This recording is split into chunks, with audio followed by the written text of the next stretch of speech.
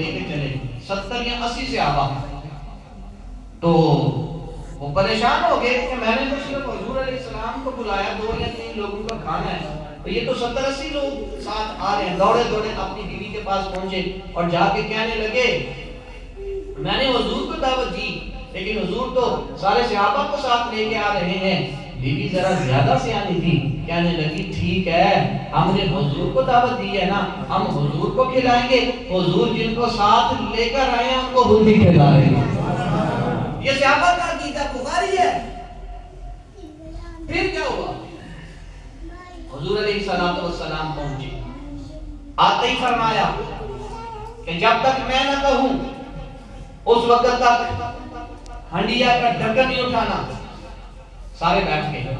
نبی کریم صلی اللہ علیہ وسلم تشریف لے گئے اور جا کر ہنڈیا کا ڈھکن اٹھایا اور اپنا لعاب دہن اس ہنڈی میں ڈال دیا.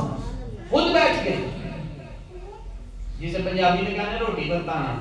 حضور علیہ السلام خود بیٹھ گئے اور اپنے ہاتھوں سے سالن ڈال کر, روٹیاں ڈال کر, تھوڑا سا آٹا تھا, تھوڑا سا سالن بنا, حضور علیہ السلام خود بانٹ رہے ہیں. فرمایا 10 کو بلاؤ, 10 صحابہ.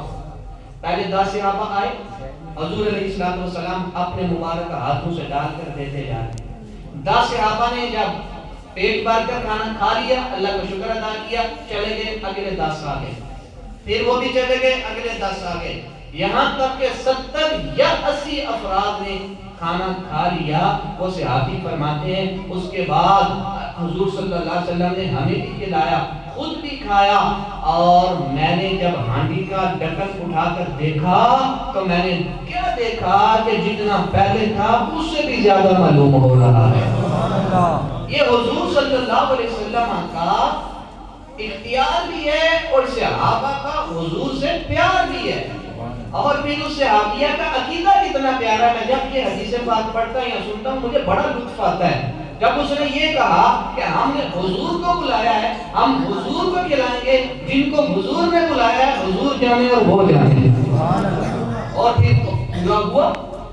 اور حضرت جابر رضی اللہ تعالیٰ عنہ کی سن لیجیے, آپ کے والد محترم فوت ہو گیا, آپ کی بہنیں زیادہ تھی اور قرض بھی تھا, والد شہید ہو گئے ایک ماں کے, اور قرض لینے والے آئے دن تنگ کرتے تھے. آپ جانتے ہیں کہ جس نے قرض لینا ہوتا ہے وہ کیسے پیچھے پڑتا ہے. تو حضور صلی اللہ علیہ وسلم کی بارگاہ میں حاضر ہوئے. صحابہ کا عقیدہ ہے جب کوئی مشکل آ جائے نہ ادھر جانا ہے نہ ادھر جانا ہے, صرف در مصطفیٰ پہ جانا ہے. در مصطفیٰ پہ جانا ہے.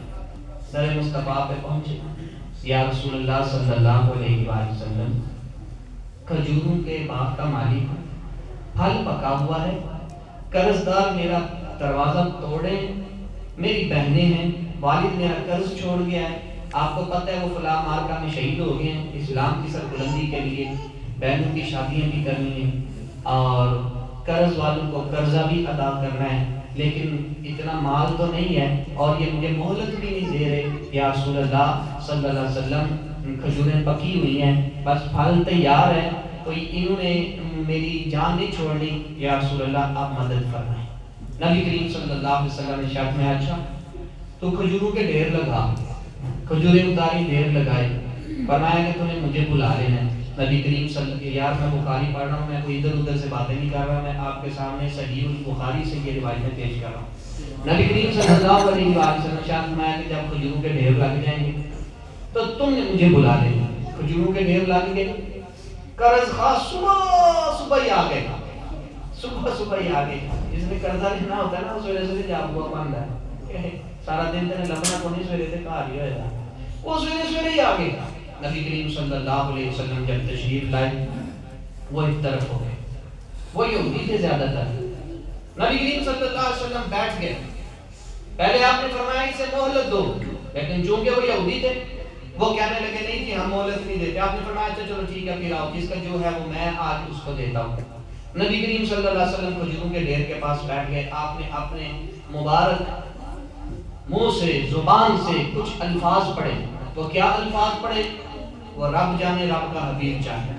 حدیث اس میں خاموش ہے، کچھ پڑھا، پڑھ کے آپ اس کھجور کے ڈھیر کے ارد گرد چکر لگائے، بیٹھ گئے، پیمانہ لیا اور ماپ کر آپ ایک ایک قرضدار کو بلا، تمہارا کتنا اتنا اس کو دیتے رہے، تمہارا کتنا اتنا اس کو دیتے رہے، تمہارا کتنا یہ میرا اتنا ہے اس کو بھی دے دیا، جس کا جتنا بندہ تھا اس کو دے دیا۔ جب قرضدار چلے گئے، حضرت جابر فرماتے ہیں میں بیٹھا ہوں، میں دیکھ رہا ہوں کہ یا اللہ عزت رکھ لینا، آج قرضدار آئے ہیں، سب کا قرض پورا ہو جائے، گھر کا یہ کچھ نہیں بھی بچتا تو کوئی بات نہیں، لیکن نبی کریم صلی اللہ علیہ وآلہ وسلم بانٹ رہے ہیں، عطا کر رہے ہیں، سارے قرضداروں کو ان کا قرض لوٹا دیا۔ جب سارے چلے گئے، حضور صلی اللہ علیہ وسلم نے ارشاد فرمایا اے جابر آؤ اور اپنی بچی ہوئی کھجوروں کو سنبھال لو۔ حضرت جابر فرماتے ہیں میں اتنا خوش ہوا جب میں نے کھجوروں کے ڈھیر کو دیکھا تو مجھے اندازہ ہی نہیں ہو رہا تھا کہ پہلے زیادہ تھی یا اب زیادہ ہو گئی ہے۔ سبحان اللہ۔ یہ حضور علیہ السلام کا اپنے صحابہ سے پیار ہے، اپنے صحابہ سے محبت ہے۔ آپ سمجھ رہے ہوں گے ایسا کیسے ہو سکتا ہے؟ ایسا ہی تو ہو سکتا ہے، ایسا ہی تو ہو سکتا ہے۔ میں نہیں کر رہا، آپ نہیں کر رہے، یہ کون کر رہا ہے؟ یہ رب کا حبیب آمینہ کا لال محمد الرسول اللہ کر رہے ہیں، یہ وہی کر رہے ہیں۔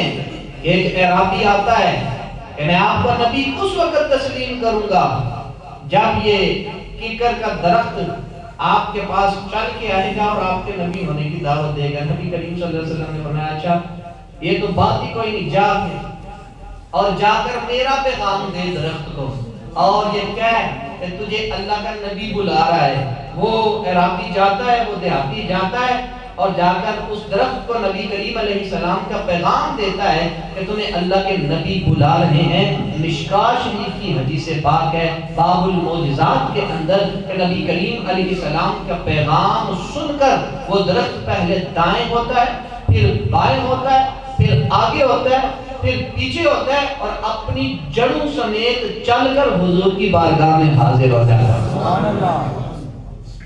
میں اب کہتا ہے اس کو حکم دیں گے واپس جائے۔ نبی کریم صلی اللہ علیہ وسلم نے حکم دیا، وہ اپنی جگہ پہ واپس بھی چلا گیا اور وہ کلمہ پڑھ کے مسلمان ہو گئے۔ آخری بات